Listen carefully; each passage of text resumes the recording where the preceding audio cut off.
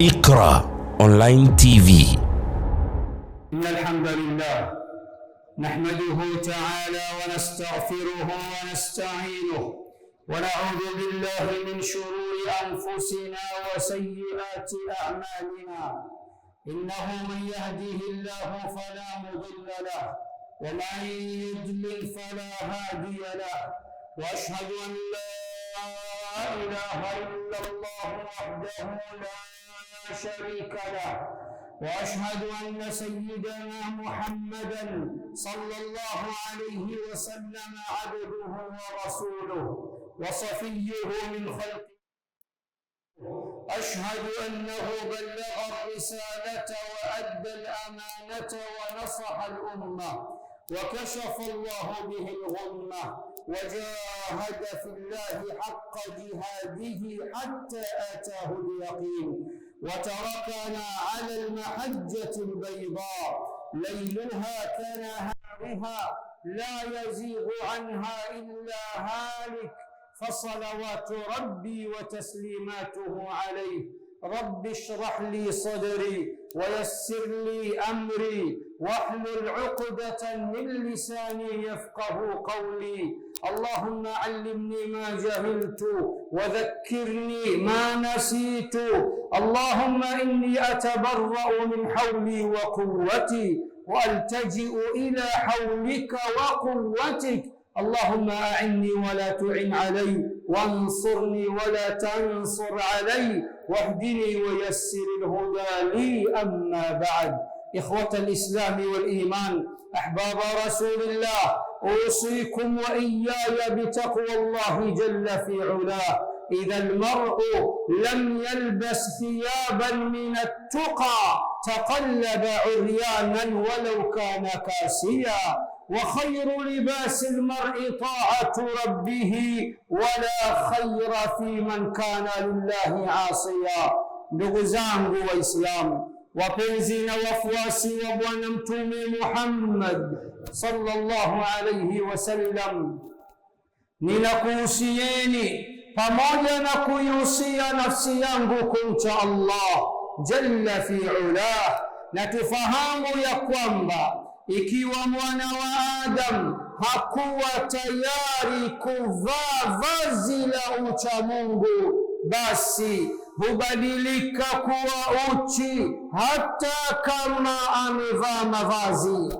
Na vazi bora kwa mtu ni kile kitendo cha kumcha na kumtii Mola wake, na siku zote hakuna kheri kwa yeyote yule aliyekuwa tayari kumkera na kumuudhi na kumuasi Mola wake. Ndugu zangu Waislamu, anwani ya hutuba yetu ya leo, kichwa chake cha habari kinatuambia: je, unajua kuwa na maadui ni neema kubwa? Je, unajua kuwa na maadui ni neema kubwa? Khutba yetu ya leo ni khutba ya kijamii. Khutba yetu ya leo ni khutba ya uhalisia. Khutba yetu ya leo ni khutba ambayo insha Ar-Rahman alladhi allama al-Quran tutazungumzia uhalisia wa maisha mazima ya mwanadamu. Ni khutba ambayo nakusudia kuzungumza na wakubwa, kwa sababu khutba ni ya kikubwa. Ni khutba ambayo ikijulisha jambo, basi inajulisha kuamsha watu,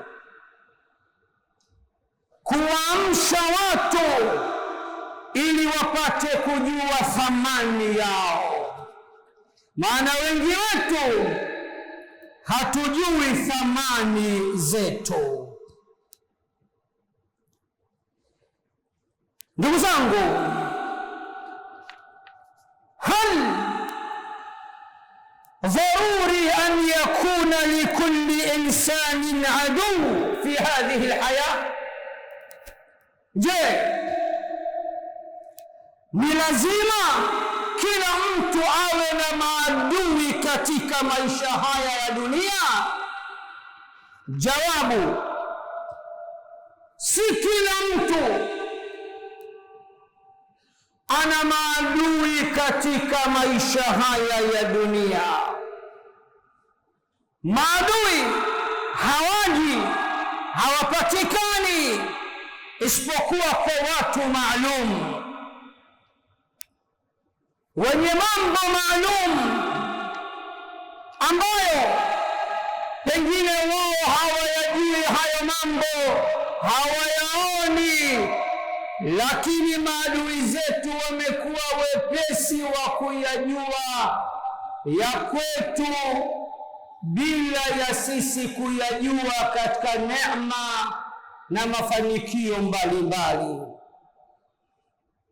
Ma akbaru asbabi wujudi al-a'da'i fi al-hayah, ni sababu zipi zinazopelekea kupatikana kwa maadui katika maisha haya? Sababu ziko nyingi. Sasa na watajia mbili, mwishoni mwa khutba nitaongeza sababu zingine insha Allah. Sababu kuu ya kuwepo kwa maadui dhidi yetu katika maisha haya ya dunia, an-ni'am, ni zile neema mbalimbali alizotumiminia Mola wetu mlezi. Asiyekuwa na neema hawezi kuwa na adui wala hasidi. Sababu nyingine inayowaleta maadui kwetu, at-tatawwur fil hayati dunya, maendeleo ya kimaisha hapa duniani ni miongoni mwa sababu za kuwepo kwa maadui. Ndugu yangu, ikiwa Allah amekufungulia, unaupiga mwingi katika maisha, unajituma, unahangaika, na Allah akakufungulia, utake usitake, lazima utajipatia maadui wapya na mahasidi. Kwani wao wanatuona sisi tunavyoupiga mwingi, ila sisi tunaona bado tunasuasua. Siku zote mti wenye matunda ndio upigwao mawe. Siku zote mti wenye matunda ndio unaopigwa mawe. Mwanachuoni mmoja anatuambia, la turma illa ash-shajaratu al-muthmira, haupigwi mawe isipokuwa mti wenye matunda. Hata siku moja mchongoma hauwezi kupigwa mawe, mwarobaini hauwezi kupigwa mawe. Si kila mtu, watoto huokota mawe na kuishambulia, bali ni miti maalumu yenye matunda.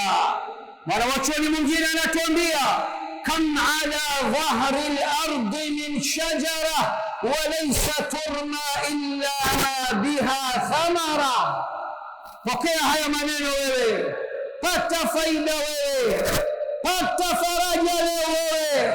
Mwanachuoni anasema, kam ala dhahri al-ardi min shajara, miti iliyoje, miti iliyoje katika migongo ya ardhi, miti iliyoje katika mgongo wa ardhi. Miti ni mingi mno. walaysa turma illa ma biha thamara, na haupigwi mawe isipokuwa mti ule ule wenye matunda. Mwanachuoni mwingine anatuambia siku zote ukiona unapigwa mawe, unapigwa madongo, ujue anayekupiga mawe ni mdogo. Wakubwa hawana tabia ya kuokota mawe na kushambulia miembe na mikorosho ya watu. Na nyinyi ni mashahidi, wanaoangua matunda mbalimbali na kupiga mawe miembe, mikorosho, miti mbalimbali yenye matunda. Hujawahi kumwona mtu mwenye masharubu na mwenye ndevu zake na koromeo, isipokuwa ni watoto tu wanatafuta maembe.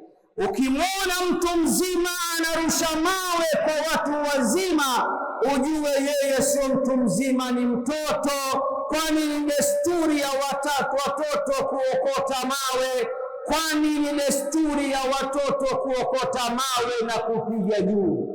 Na ukiona unapigwa mawe, ujue wewe uko juu, kwani siku zote muokota mawe, mtoto muokota mawe akiokota hawezi kupiga chini kama kitenesi, bali atapiga juu. Kwa hivyo basi, usihuzunike, usihangaike, usivunjike moyo. Ukipigwa mawe ujue Allah kakuweka juu, na wapigao mawe ni watoto na wewe ni mkubwa. Basi kun baina al-ard, kun baina an-nasi kashajara yarmuna ilayha al-hajara wa tarmi ilayhim ath-thamara. Basi ishi na watu kama mti. Siku zote watu wanaishambulia mti na kurushia mawe kutaka matunda yake, lakini hata siku moja hatujapatapo kuona mti ukighadhibika ukaangusha tawi lake na kupasua vichwa vyao. Mti umetulia, ukipigwa mawe unafurahi. Jawabu la mti ni kuwapa watu matunda. Hivi ndivyo wanavyotuambia wanawachuoni wa Kiislamu. Si kila mtu ana maadui. Wenye neema ndio wenye maadui. Ukiwa una neema ya mali, lazima utakuwa na maadui. Ukiwa una neema ya ilmu, lazima utakuwa una maadui. Ukiwa una neema ya cheo, lazima utakuwa na maadui. Ukiwa na neema ya umaarufu, lazima utakuwa una maadui. Ukiwa una neema ya kazi, wazee wa kusugua suruali zao vijiweni pangu pakavutia mchuzi, lazima watakufanyia uadui, kwa sababu wewe una kazi, wao hawana kazi. Ukiwa una neema zozote zile, kubali tu, lazima utakuwa una maadui. Watu wakubwa mbele ya Muumba, watu wakubwa mbele ya viumbe, ndio wenye maadui siku zote. Sikiliza, Imamu Tabarani anatuambia nini katika maajimi zake zote, fi al-Mu'jam al-Kabir wa Mu'jam al-Saghir wa Mu'jam al-Awsat. Al-Imamu Tabarani anatupokelea hadithi tamu kweli kweli ya Bwana Mtume Muhammad sallallahu alayhi wasallam. Lakini hadithi hii pia ameipokea al-Imamu al-Baihaqi katika Majma'u az-Zawaid juzuu ya 8 au mujalladi wa 8 ukurasa 195, ya kwamba na al-Imamu al-Albani ameisahihisha katika as-silsila as-sahiha ukurasa 436 na Sahihul Jami' ukurasa 1453, ya kwamba Bwana Mtume Muhammad sallallahu alayhi wasallam anatuambia istainu ala qada'i hawaijikum bilkitman, jisaidieni kuyaendea mambo yenu kimya kimya kwa kificho. Kwa nini ya Rasulullah? Fa inna kulla dhi ni'matin mahsudu, kwani kila mwenye neema ni mwenye kuhusudiwa. Haya kayasema bwana mkubwa, Bwana Mtume Muhammad sallallahu alayhi wasallam. Anatufunda, anatufundisha, anatuelekeza, anasema yaendeeni mambo yenu kimya kimya, yaendeeni mambo yenu kwa siri. Kwa nini? Kwani kila mwenye neema ni mwenye kuhusudiwa. Usiweke neema zako hadharani. Kuna watu leo wanajitakia wenyewe hasad, vijicho, kila jambo lake anapost. Kanunua gari jipya kaweka, mashine hiyo no retreat no surrender, mashine hiyo ya Mjapani. Wenye wivu wajinyonge. Ya nini kuposti gari zako? Ya nini kuposti nyumba yako? Ya nini kuposti mtoto wako? Waislamu wa zama hizi wallahi tumedata na tunajizima data. Mtu akiposa hasa wake zetu utaona zimewekwa pale, posa ya fulani, mabruk fulani. Babu, kuna mamilioni wana vijicho, wana huyun, kuna mamilioni wana hasad, watoto wao hawaposwi. Posa inaweza kuvunjika, unamtafuta mchawi, kumbe mchawi ni Snapchat. Wama adraka ma Snapchat. Jambo dogo, birthday yangu leo mume kamzawadia mke gari jipya, mnajitakia wenyewe na wacha wakati mwingine mupigwe kwa sababu hamtaki kusikiliza mafundisho ya Bwana Mtume Muhammad sallallahu alayhi wasallam pale aliposema yaendeeni mambo yenu kwa kificho, kwa siri, kimya kimya. Msipende kudhihirisha neema zenu mara kwa mara, kwani kila mwenye neema ni mwenye kuhusudiwa. Na akatuambia tena istaidhu billahi min al-aini fa inna al-aina haq. Umma wangu, muombeni Allah kukingeni na vijicho, kwani vijicho vipo na ni vya haki na vinaweza kumpiga mtu. Akatuambia tena kijicho kinaweza kumdondosha ngamia mzito kikamwingiza kwenye jungu la kupikwa, akafa na akapikwa akaliwa. Kijicho wakati mwingine kinaweza kikawa ni kibaya kuliko hata uchawi.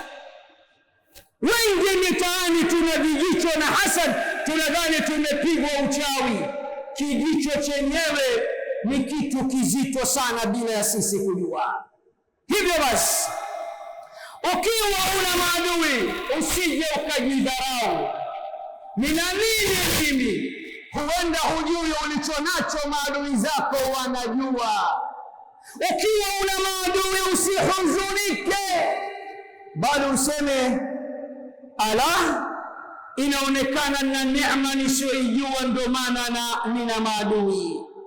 Kwani ukiwa una maadui ujue una kitu, uwe unakijua au haukijui. Na asiyekuwa na kitu hawezi kuwa na maadui. Sikiliza sasa, mwanachuoni mmoja wa Kiislamu, bingwa kabisa wa masala ya tafsir, Sheikh Muhammad Mutawalli Ash-Sha'rawi rahimahullahu ta'ala, ana statement ameitoa. Statement hii inapaswa iandikwe kwa wino wa nuru kama sio wino wa dhahabu. Anasema idha lam yakun laka hasidun fa'lam annaka insanun fashil. La ilaha illa Allah. Narudia, anasema idha lam yakun laka hasidun, ikiwa katika maisha huna hasidi anayekuhusudu, anayekumandi, anayekupiga vita, ikiwa katika maisha huna wa kukuchukia, ikiwa katika maisha huna adui, fa'lam annaka insanun fashil, basi jua wazi ya kuwa wewe ni failure, wewe ni failure, umefeli. Ukisema alhamdulillahi rabbil alamin, ni sina maadui, maana yake unatuambia wewe ni 0, kwa sababu maadui hawapatikani kwa wale 0, wanapatikana kwa wale wenye neema. Ukiwa huna wa kukuhusudu hapa duniani, ujue wewe ni mtu aliyefeli, ni failure. Haya maneno kasema Imamu Sha'rawi rahimahullahu ta'ala. Wakubwa ndio wenye makubwa na wazito ndio wenye mazito, na kila mwenye kufanya kheri hakosi adui. Almalaikatu lahum a'da, malaika wenyewe wana maadui. Niambie kasoro za malaika ni zipi mpaka wawe na maadui? Twende katika Qur'an, sura ya 2 Al-Baqara, aya nambari 97 hadi 98. Allah anatuthibitishia ya kuwa hata malaika wake walikuwa wakichukiwa na walikuwa wana maadui. Allah anasema, qul man kana aduwan li Jibrila fa innahu nazzalahu ala qalbika biidhnillah. Sema ewe Muhammad, waambie ewe Muhammad, yule ambaye ni adui kwa malaika mkuu Jibril, basi hakuna haja ya kumchukia Jibril. Mayahudi walikuwa wakimchukia Jibril, wanasema yote hayo kayataka Jibril, ndiye anayemshukia na kumshushia wahyi na Qur'an. Ndipo Allah akasema, sema ewe Muhammad, yule ambaye ni adui kwa Jibril, basi afahamu ya kuwa Jibril hana kosa lolote. Yeye Jibril amefuata agizo la Allah, amekishusha kitabu juu ya kifua chako kwa idhni ya Allah. Aya iliyofuata Allah akasema, man kana aduwan lillah, na yule ambaye ni adui wa Allah. Subhanallah, hata muumba kumbe ana maadui. Na yule ambaye ni adui wa Allah wa malaikatihi, na ni adui wa malaika zake, wa rusulihi, na ni adui wa mitume wake, wa Jibrila, na ni adui wa Jibril, wa Mikala, na ni adui wa Mikail, fa inna Allaha aduwwun lilkafirin, basi hakika ya Allah yeye mwenyewe pia ametangaza uadui na makafiri wote waliowajengea mazingira ya uadui mitume wake, malaika wake Jibril na Mikail kwa ujumla. Sasa ikiwa hawa wakubwa wote wana maadui, wewe pia ikiwa Allah amekuchagua kufuata nyayo zao, hutokosa adui. Al-anbiya'u lahum a'da, manabii pia walikuwa wana maadui. Manabii walikuwa wana maadui. Sikiliza structure ya maneno ya Allah ndani ya suratul Furqan, aya nambari 31. Na aya hii nilipoisoma nimeshangaa sana, na naamini na wewe itakushangaza. Allah anasema, wakadhalika ja'alna likulli nabiyyin aduwwa, wakadhalika ja'alna likulli nabiyyin aduwwan minal mujrimin, na vivyo hivyo tumemjalia, sikiza structure, tumemjalia kila nabii kuwa na adui. Kumbe penye maadui pana mafanikio, na kumbe maadui wanasaidia wakati mwingine kuliko marafiki. Na ndio maana Allah anasema wakadhalika ja'alna likulli nabiyyin aduwwan minal mujrimin, na vivyo hivyo tumemjalia kila nabii, yani Allah ndo kajalia, Allah ndivyo kapanga, tumemjalia kila nabii kuwa na adui miongoni mwa waovu na wabaya.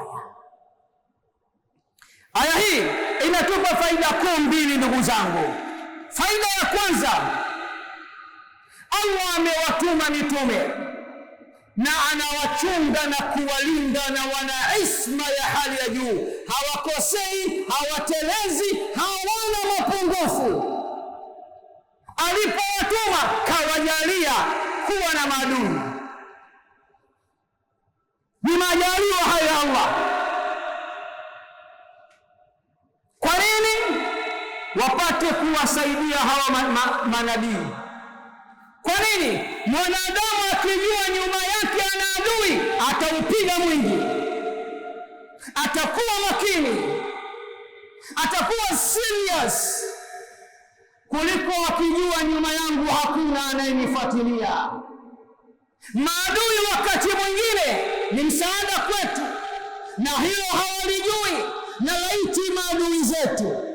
Na laiti maadui zetu wangelijua namna wanavyotusaidia, wangeacha uadui dhidi yetu mara moja. Ndio maana kuna mwanachuoni ametunga kitabu kizima, kichwa cha habari kakiita shukran ayyuhal a'da, asanteni, shukran maadui zangu. Adui anashukuriwa, adui ni wakuombewa, tena madua mabaya.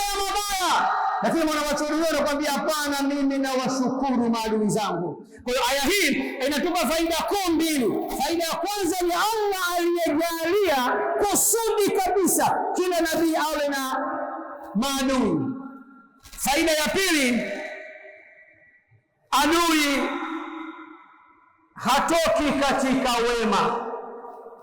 Wakadhalika ja'alna likulli nabiyyin aduwwan minal mujrimin, na vivyo hivyo tulivyomjalia kila nabii kuwa na maadui katika waovu na katika wabaya.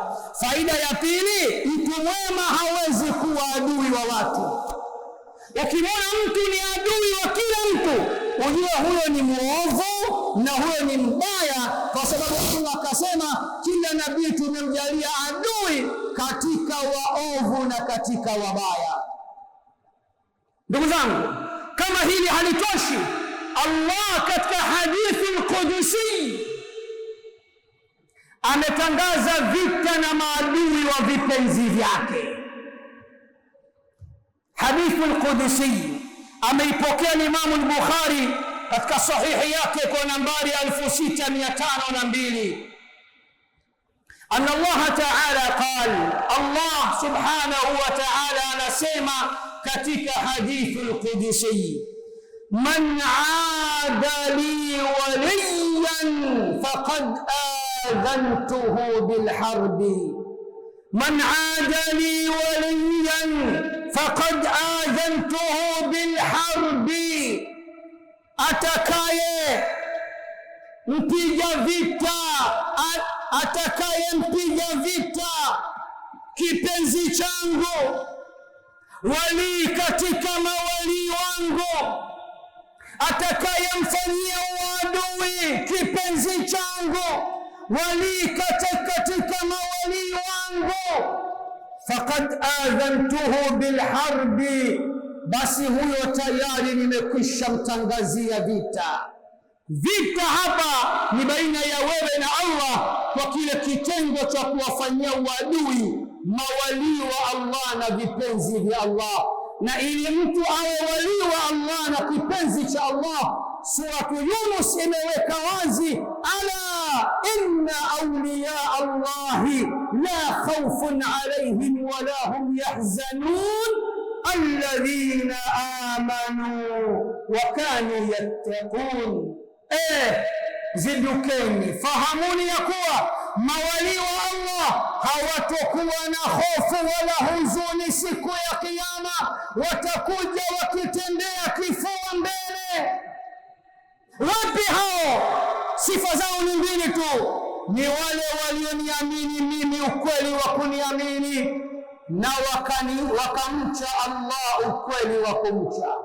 Waliomwamini Allah ukweli wa kumwamini na wakamcha ukweli wa kumcha. Hivi katika Waislamu ni wangapi wamemwamini Allah ukweli wa kumwamini na wakamcha ukweli wa kumcha, ambao ni mawali wa Allah? Mimi na wewe tunawasema vibaya, tunawapiga vita. Tujue ya kuwa tukimpiga vita wali katika mawali wa Allah, kipenzi katika vipenzi vya Allah, tumekwisha tangaza vita na Allah. Al-a'da'u ni'ma, maadui ndugu zangu ni neema. Walladhi ma indahu a'da ma indahu ni'ma, na asiyekuwa na maadui huyo hana neema. Imekuja katika kitabu cha Tabaqatu Shafi'iyyati al-Kubra cha Imamu Subki, Subki mtoto na sio Subki baba, mjaladi wa 6 ukurasa 344, anna nabiyya sallallahu alayhi wasallam qala, ya kwamba bwana mtume Muhammad sallallahu alayhi wasallam anasema,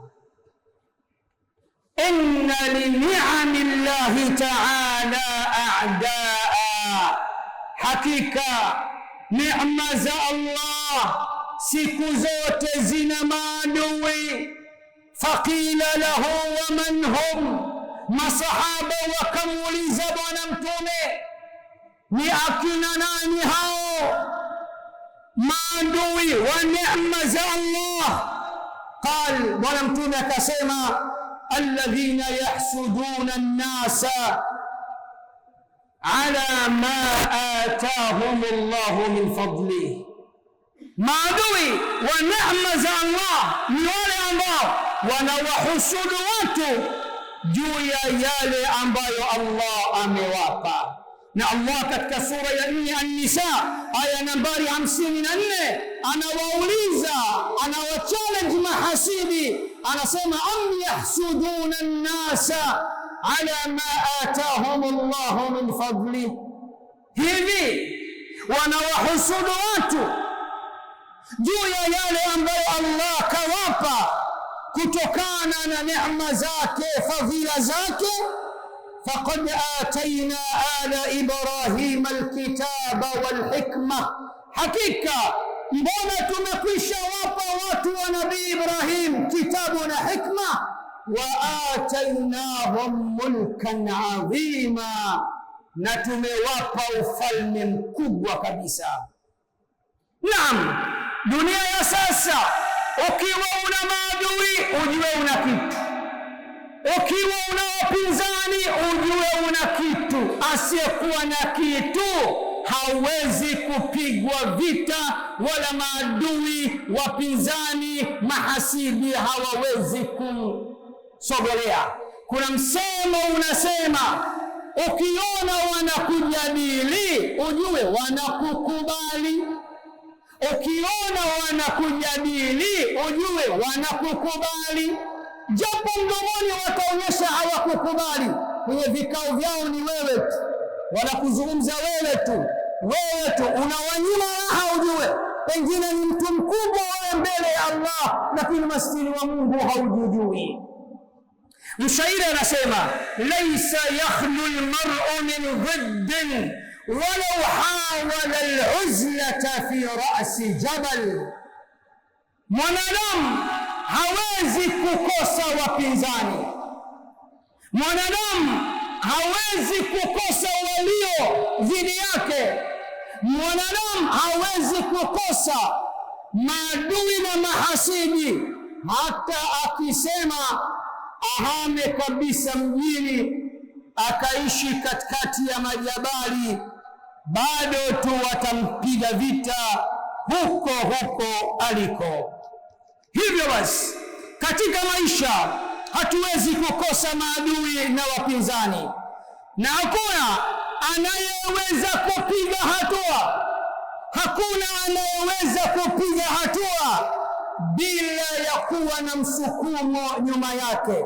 Narudia, hakuna anayeweza kupiga hatua bila ya kuwa na msukumo nyuma yake. Na maadui zetu, wapinzani wetu, siku zote wanatusukuma kupiga hatua. Maadui na wapinzani wetu wakati mwingine wanatusaidia kuchora vizuri ramani ili tuweze kupita na kuvuka salama salmini. Mwanachuoni mmoja anasema maneno yafuatayo mazito sana, ya ajabu sana. Anasema, idaya lahum alayya fadlun wa minna fala ab'ada arrahmanu minni al-aadiya hum bahathu an zallati fajtanabtuha wa hum nafasuni faktasabtu al-ma'aliya. Kipi na ni yapi? Aqulu ma tasma'un wastaghfirullaha li wa lakum fastaghfiruhu innahu huwal ghafurur rahim wa huwal barrul karim.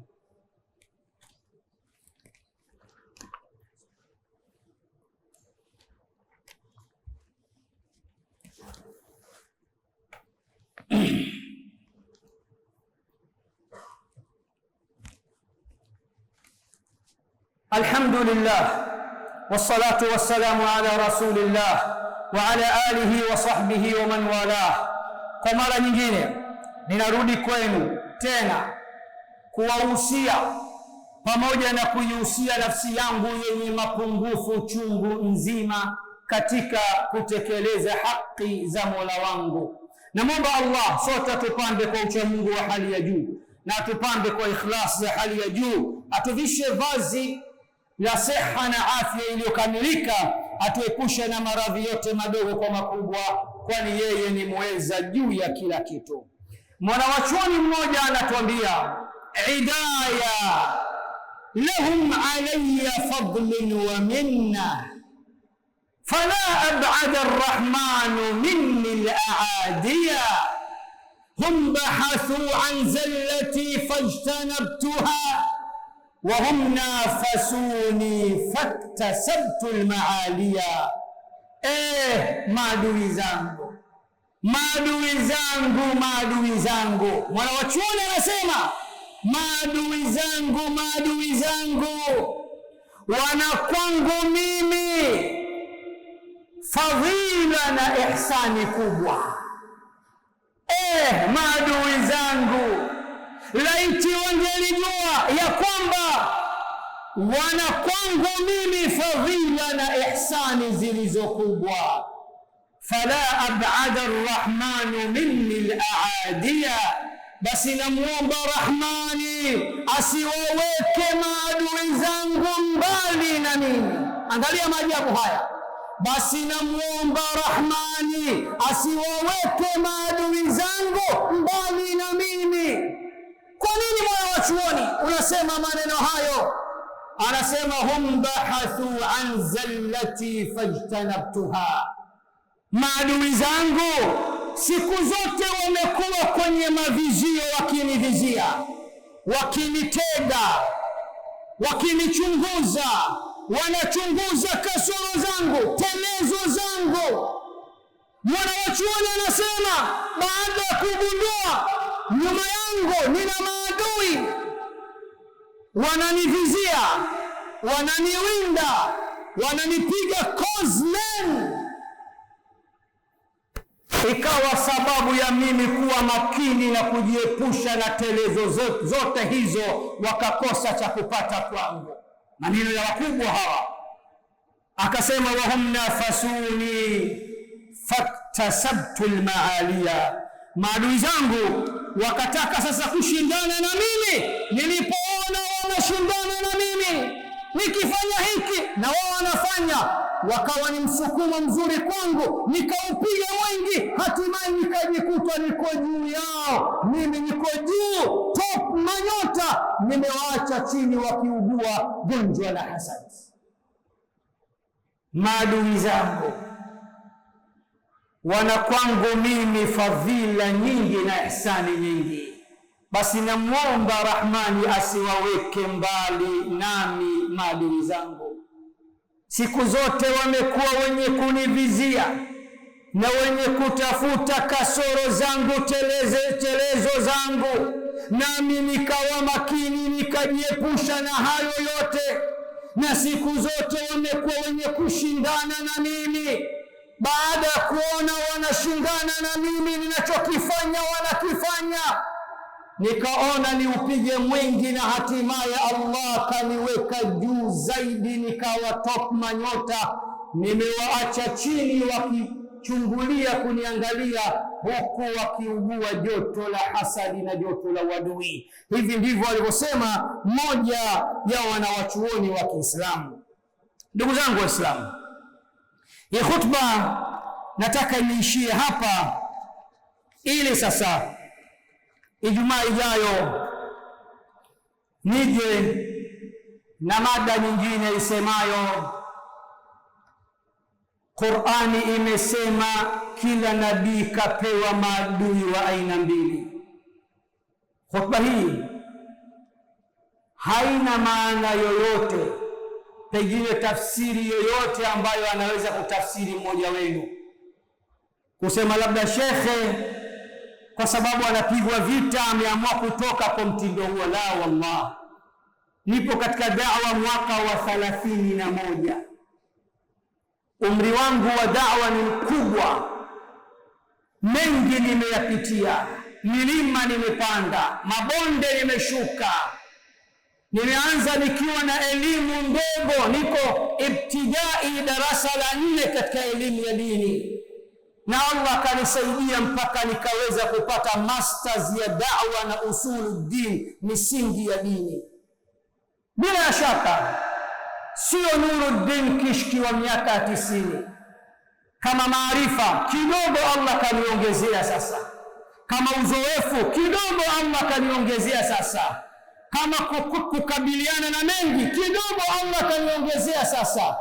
Wallahi sina maana yoyote isipokuwa ni khutba ya kijamii, kwa sababu maadui tunao, na watu wakati mwingine tunasema maadui bwana, maadui wamekuwa wengi sana, wabaya wamekuwa wengi sana. Mtu analalamika, nasikitika. Ni khutba ya faraja kwetu sote, wala hainuhusu mimi na hainuhusu mtu mwingine, inatuhusu sisi sote.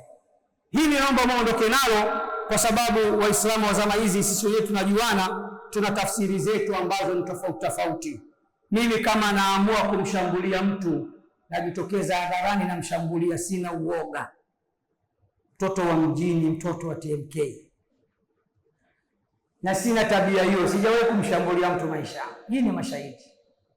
Ninashambulia tabia, nashambulia vitu vilivyopo maovu bila ya kutaja majina ya watu, na sijawahi kumjibu mtu maisha yangu alioniradi. Kuna mtu siku moja nilimwambia neno akacheka sana.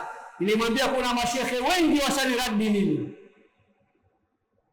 na wengine wakanitukana, wakanitoa akili, wakanita mjinga, jahili, hajui chochote. Sijawajibu mashehe, na wajibu mashetani. Akacheka sana. Kwa hiyo wala msije mkatafsiri tofauti. Ni khutba kama khutba zingine, navyo kuleteeni siku zote, na Allah ni shahidi juu ya ninayosema. Nihitimisha niseme, bora maadui zetu wangelijua namna walivyokuwa msaada kwetu, wangeliacha uadui juu yetu. Usikasirike kuwa na maadui, usihuzunike kuwa na maadui. Adui ni kama nzi. Nzi huwa anavutwa na sumaku ya machafu, na nyinyi mashahidi. Adui ni kama nzi, na nzi siku zote huvutwa na sumaku ya machafu na vitu vya uvundo. Ni nani katika nyinyi aliwahi kuwasha udi nyumbani kwake au bukhur nyumbani kwake, akafukiza bukhuri nyumbani kwake, nyumba yote inanukia, alafu mzee mzima nzi akatia timu pale kwamba nimevutwa na harufu nzuri, ni mzee mzima nzi? Nzi siku zote anakwenda kwenye majalala, kwenye vitu vyenye harufu mbaya.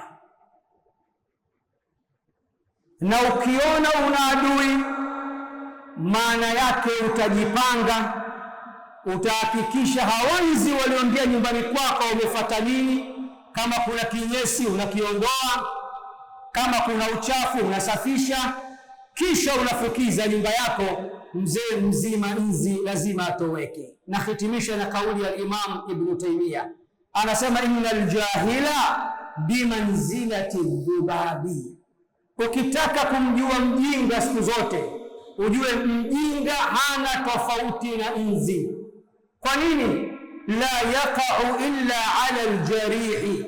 Nzi siku zote akitua, hatui pahala panaponukia, atatua pahala ambapo anahisi pana kidonda au pana uchafu. Na hitimisha na kamata maiki hii, sijui ya nani, na hii ya kijani. Weka hapa perfume, puliza perfume chupa zima, alafu humo weka kinyesi. Mtanisamehe wenye maiki, mtasema Sheikh hajaona maiki nyingine ila yetu tu. Ngoja nitumie hii ya vijana wa kishki. Hii weka hapa, puliza chupa moja ya perfume nzima, alafu chukua kipande kidogo cha kinyesi kiweke hapa, alafu wala usimwalike, usimpe mwaliko mzee nzi. Wewe nenda zako, atajialika mwenyewe, aka chekelea shughuli anaitwa. Atakuja chui, akija hapa atatua wapi? Kwenye perfume panaponukia bismillah mashaallah, au atatua kwenye uchafu na kinyesi? Maadui zetu wangelijua namna wanavyotusaidia, wangeacha uadui kwetu. Na maadui zetu kazi yao kubwa ni kutafuta kasoro zetu. Ni kama nzi. Ukimwona nzi wamejaa nyumbani kwako, ujue kuna samaki au kuna nyama au kuna harufu. Haraka utasafisha nyumba yako na kufukiza nyumba yako, na hatimaye nzi akiona harufu nzuri anatoweka. Kazi yake yeye ni aka chekelea shughuli, mzee wa kupenda uvundo, uchafu na kinyesi. Ijumaa ijayo tutazungumza mada inayosema Allah anasema kila nabii amemjalia maadui wa aina mbili. Wepi na ni yapi? Kipi na ni yapi? اللهم اجعل جمعنا هذا جمعا مرحوما، واجعل تفرقه من بعد تفرقا معصوما، اصلح ذات بيننا والف بين